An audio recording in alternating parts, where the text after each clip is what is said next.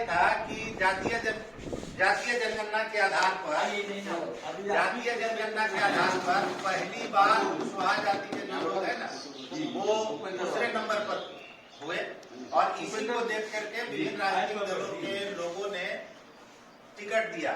राजद ने 3 दिया, CPI-ML ने 3 सीट में 1 सीट दिया, 1 सीट CPM ने 1 सीट में 1 सीट दिया,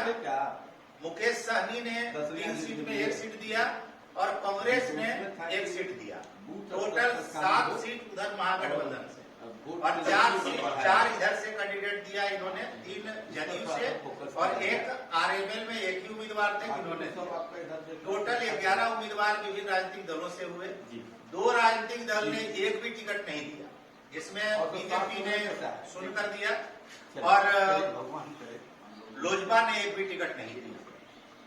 तो सबसे ज्यादा जरूरत है हम लोग को इस बात को समझने के, जैसे आप बोल रहे थे हमसे मिलने नहीं आए इतने 10, मैंने सुन लिया है सर बात लगा, तो ये चीजें है। मगर मेरा कहना है सर कि अगर हारा हुआ घोड़ा है उस पर कोई दाव नहीं लगाता, अगर दाव लगाता है जीता हुआ घोड़ा, जितने भी उम्मीदवार अगर हैं हमारे उनको अगर आप जिताएंगे तभी आपका विधानसभा में सीट सुरक्षित होगा। और पुराने समय से आप इतिहास उलटिएगा तो चंद्रगुप्त मौर्य अशोक का आधे पृथ्वी पर राज था,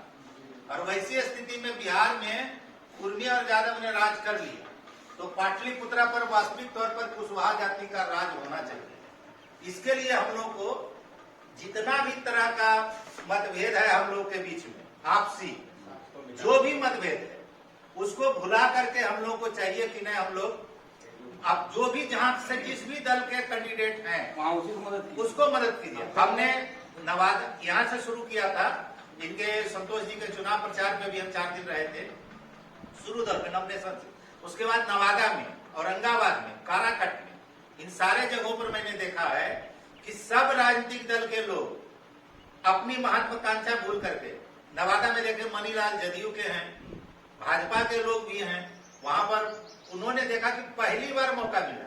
वहां पर नवादा में भूमिहार जाति का ही हमेशा रहता था और बाहर के ही कैंडिडेट थोपे जाते थे। औरंगाबाद में एक सांसद 15 साल से कंटिन्यू है,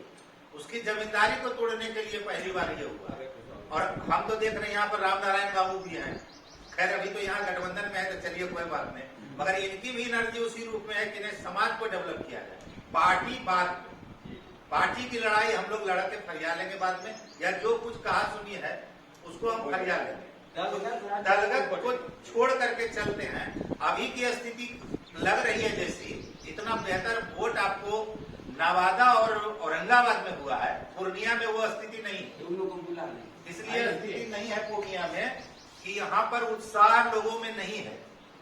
उसका चाहे जो भी कारण है हम उस पर कोई ज्यादा बहस नहीं करते। हम आप सारे लोगों से रिक्वेस्ट करते हैं कि ना भाई कम से कम इस चीज को भुला करके हम लोग एकजुट होकर के चले और अपने कैंडिडेट को अगर जिताते हैं तो निकट भविष्य में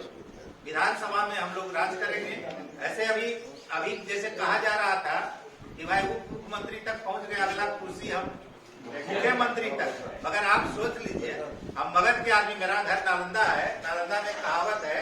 घर में भूजी भाग ने डोरी पर नाच, पूरे लग सकता है सुनने में। आपको MLA रहेंगे तभी आप मुख्यमंत्री बनेंगे, नहीं तो आपको अस्थायी तौर पर अगर मुख्यमंत्री बनाएंगे तो तुरंत निकाल के फेंक देंगे। अगर सख्ती से रहेंगे तो आपको सांसद और MLA की संख्या, MLC की संख्या होनी चाहिए, तभी आप बन पाएंगे। इसलिए सबसे ज्यादा चुनौती हम लोग, हम देखिए जब यही देख रहे हैं, और हम कल से हम लोग